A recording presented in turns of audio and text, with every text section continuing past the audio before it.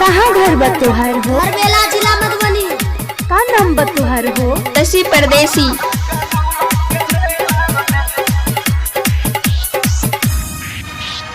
Music by SR Jehanabad.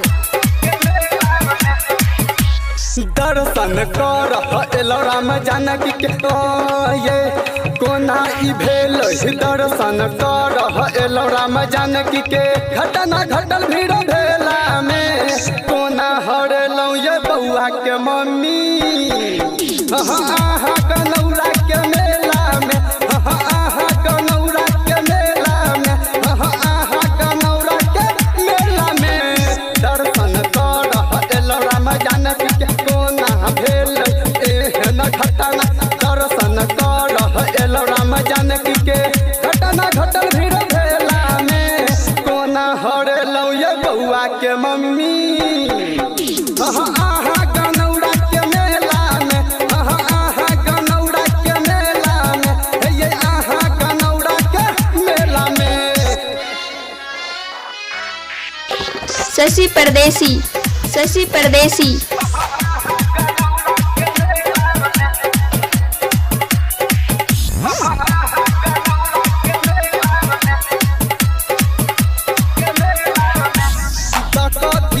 मनिहारा दुकान सगरो हम तकलो लोग से पूछ कियो ने कहे ओकरा हम देखलो रही मन बउआ के संग।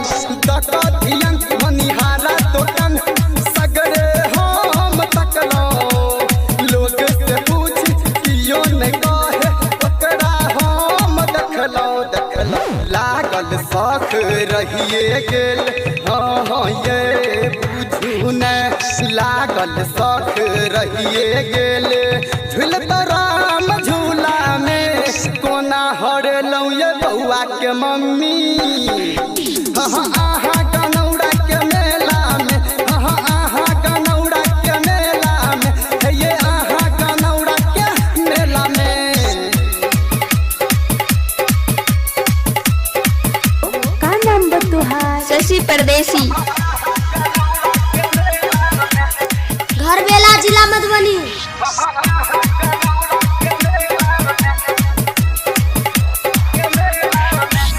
हम परेशान करे छौरा हराम कोना हम एकरा मनेबे।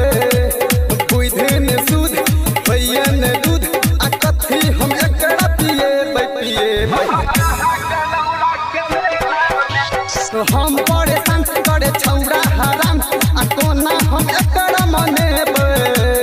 बुद्धि ने सुध भैया ने दूध आ कथी हम एकरा पिएबे। आबो त अहाँ भेट जाऊ ये कही ककरा पड़ल लफड़ा। आबो त अहाँ भेट जाऊ ये पड़ल छी हम झमेला में कोना हरलौ ये बउआ के mummy.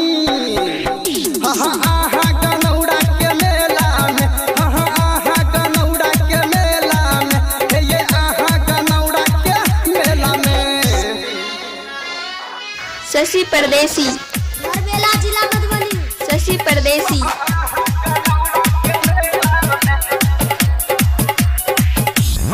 Music by SR Jehanabad. हम असगर कोना जेबै घर पर लोग सब की कहते। नीतीश प्रिंस आहा बिना आ कोना कोई रहते। हाँ ये बुझू ना हम असगर कोना जेबै घर पर लोग सब की कहते। दिलीप प्रिंस आहा बिना आ कोना रहते। SN परदेसी ताक गेल। हाँ कोन काम SN परदेसी ताक गेल। लहबन भगता बेला में कत हरलौ ये बउआ के मम्मी। आहा कनौरा के मेला में, ये आहा कनौरा के मेला में, आहा कनौरा के मेला में। HBM music present.